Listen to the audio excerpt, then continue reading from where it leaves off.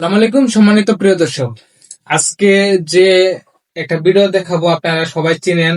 আমরা যাকে 12 ভাতারি কোটার পিনাকি ভট্টাচার্য, তার একটা মিথ্যা প্রজ্ঞাকাণ্ড এবং তার একটা বাটপারি আপনাদের কাছে তুলে ধরার চেষ্টা করব। তাহলে চলুন আগে তার একটা ভিডিও আমরা দেখে আসি। জামাত কিন্তু কখনো নিজের মার্কা ছাড়া ভোট করে নাই, জোট করলেও। দেখেন মতিউর রহমান নিজামীর পোস্টার দেখেন, দাড়িপাল্লা নিয়ে ভোট করছে সবাই, জামাতের সব ক্যান্ডিডেট। আচ্ছা, সে বলছে জামাত কখনো দাঁড়িপাল্লার বাইরে কোনো সময় ভোট করে নাই। তাহলে চলুন আমরা একটা নিউজ দেখে আসি যে তার কথাটা কতটুকু সত্য। তাহলে চলুন আমরা একটা নিউজ দেখে আসি। এখানে ডেলি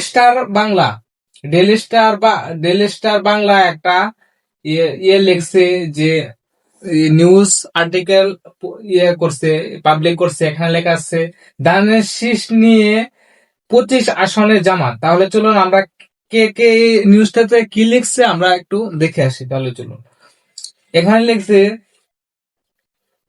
বিএনপির প্রতীক ধানের শীষ নিয়ে আসন্ন একাদশ জাতীয় সংসদ নির্বাচনে অংশগ্রহণ করার সিদ্ধান্ত নিয়েছে বাংলাদেশ জামাত ইসলাম। মানে 2018 সালে যে নির্বাচন জোটবদ্ধ ছিল, এই 20 দলীয় জোটের ইয়াতে মানে ধানের শীষ মার্কা প্রতীকে তাদের যে প্রতীকটা ছিল আপনার বাংলাদেশে ব্যান, হাসিনা স্বৈরাচার হাসিনা, তাদের যে প্রতীক এবং জামাতের যত কর্মকাণ্ড ছিল সবকিছু ব্যান করে দেওয়া হয়েছিল। পরবর্তী যে বিএনপি ধানের শীষ মার্কায় যে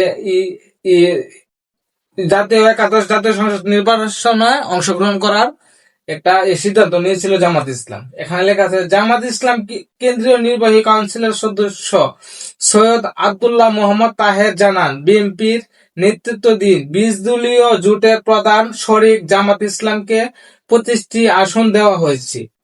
গত রাত 27 নভেম্বর ডেইলি স্টার কে তিনি বলেন, তা আরো 4টি আসনের জন্য বিএনপির সঙ্গে আলোচনা করছে। তবে এ বিষয়ে বিএনপির পক্ষে এখনো কোনো নিশ্চয়তা হয়নি।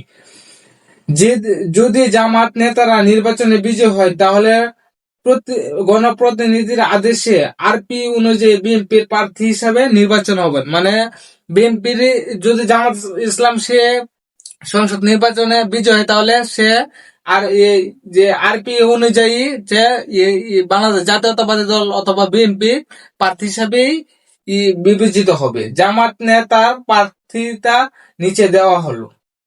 ঠাকুরগাঁও 2 আসন থেকে আব্দুল হাকিম, দিনাজপুর 1 আসন থেকে মোহাম্মদ হানিফ, দিনাজপুর 6 আসন থেকে মোহাম্মদ আনোয়ার ইসলাম, নীলফামারী 2 আসন থেকে মনিরুজ্জামান মিন্টু, নীলফামারী 3 আসন থেকে মোহাম্মদ আজিজুল ইসলাম, রংপুর 1 থেকে অধ্যাপক গুলাম রব্বানী, গাইবান্ধা 1 থেকে মাজেদুর রহমান সরকার, সিরাজগঞ্জ 4 থেকে রফিকুল ইসলাম খান, পাবনা 5 থেকে ইকবাল হোসেন, ঝিনাইদহ 3 থেকে অধ্যাপক মতিউর রহমান, যশোর 2 থেকে আব্দুল সাইদ মোহাম্মদ শাহাদত হোসেন সাবেক এমপি, বাগেরহাট 3 থেকে আব্দুল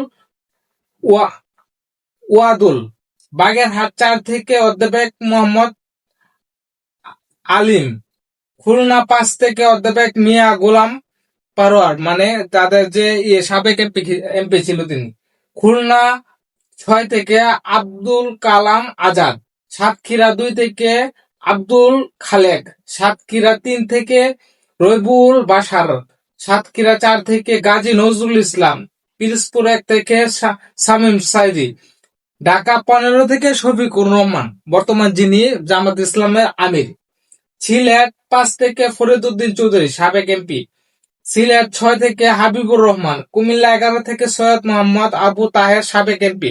মানে সৈয়দ মোহাম্মদ আবু তাহের 2টা আসন থেকে ধানের শীষ মার্কা প্রতীকে নির্বাচন করছিল 2018 নির্বাচনে। চট্টগ্রাম 15 থেকে এ এম শামসুল ইসলাম সাবেক এমপি, কক্সবাজার 2 থেকে হামিদুর রহমান আজাদ সাবেক এমপি। এখানে বলেন, এখানে প্রায় আপনারা দেখতে পাচ্ছেন যে প্রায় সময় যে এই যে 12 কোটার যে পিনাকি ভট্টাচার্য মানে বাংলাদেশ জাতীয়তাবাদী দলকে নিয়ে কথা বলার জন্য সে বিভিন্ন ধরনের গুজব ছড়াচ্ছে। এখানে ধানের শীষ মার্কা নিয়ে 25টি আসনে জামায়াতে ইসলাম সংসদ নির্বাচন করছে গত 18 নির্বাচনে। 18 যে স্বৈরাচারী আমলে যে নির্বাচন গেছে, এই নির্বাচনে প্রায় 25টি আসনে জামাত ইসলাম ধানের শীষ মার্কাই প্রতীক নিয়ে রাজনীতি করছে এবং নির্বাচন করছে।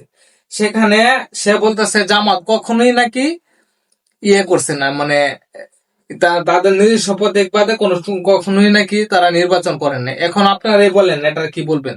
সবাই ভিডিওটা শেয়ার করার দিকে দিবেন সত্যতা জানার জন্য। সবাই ভালো থাকবেন।